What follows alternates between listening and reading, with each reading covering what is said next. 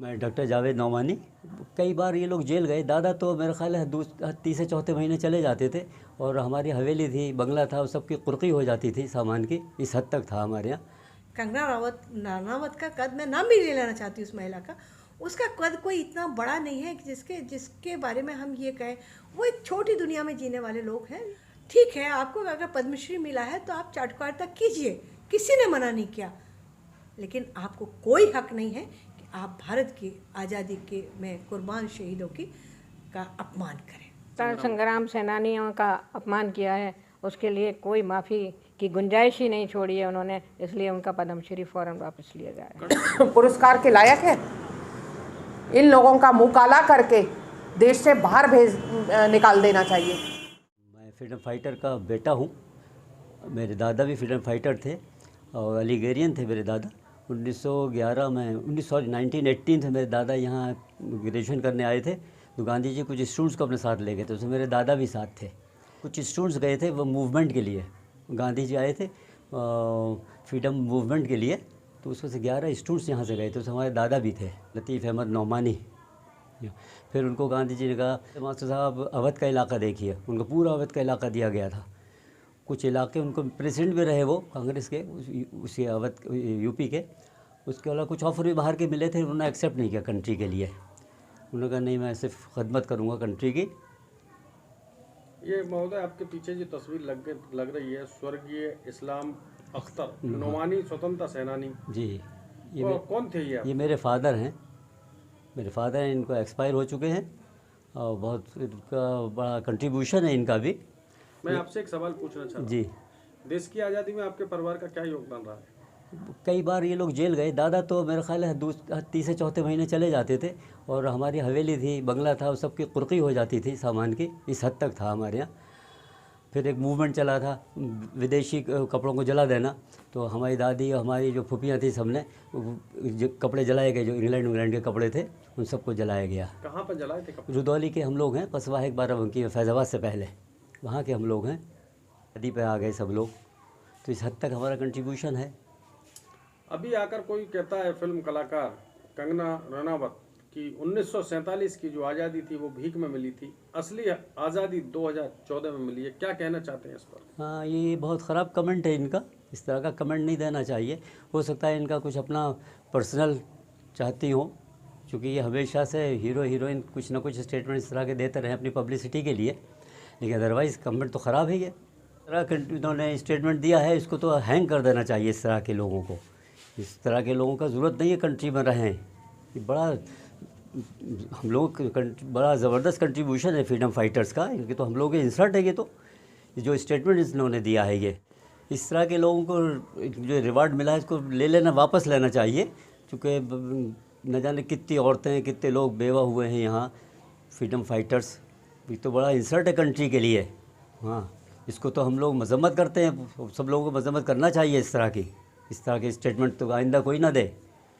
इसको तो फ़ौरन अरेस्ट कर लेना चाहिए।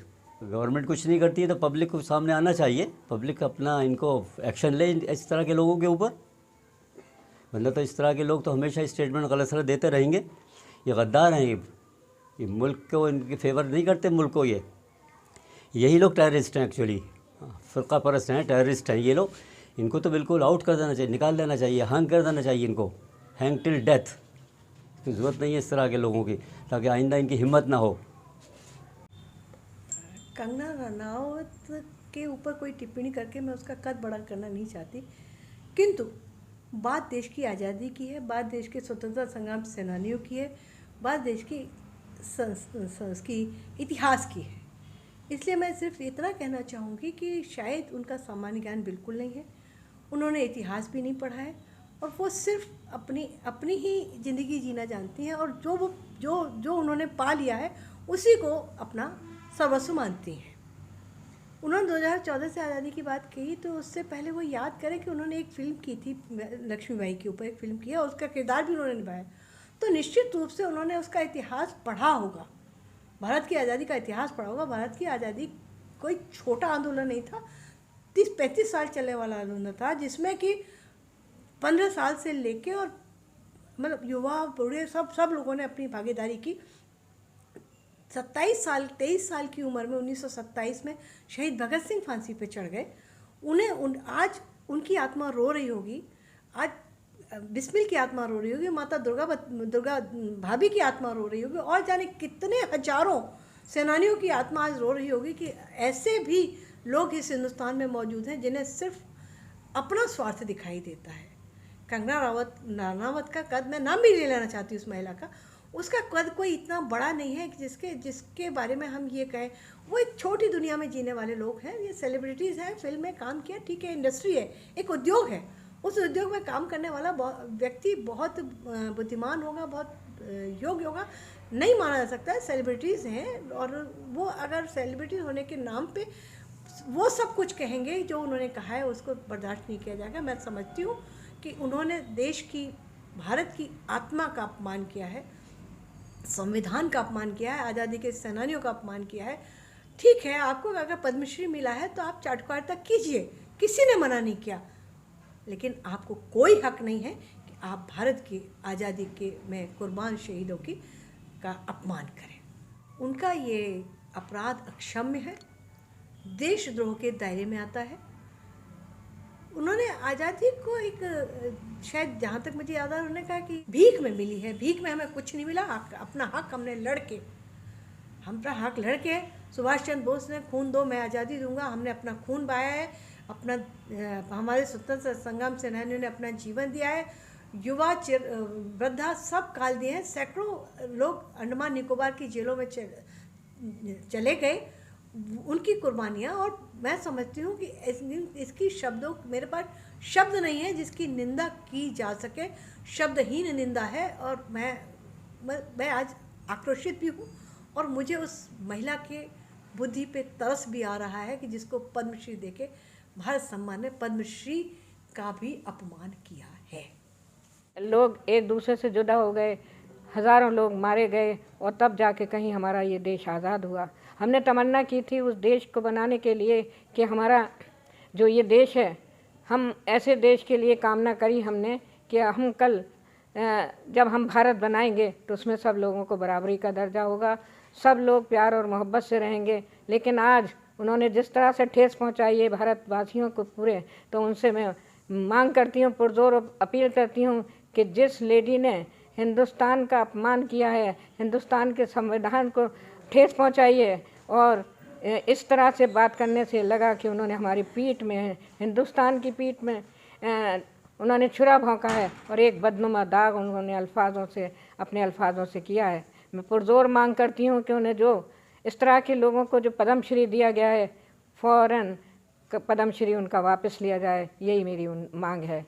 जिस तरह से उन्होंने हमारे अजीम रहनुमाओं का अपमान किया है, हमारे शहीदों का अपमान किया है, संग्राम सेनानियों का अपमान किया है, उसके लिए कोई माफ़ी की गुंजाइश ही नहीं छोड़ी है उन्होंने, इसलिए उनका पद्मश्री फ़ौरन वापस लिया जाए। उसकी कड़े अल्फाजों में मजम्मत करती हूँ।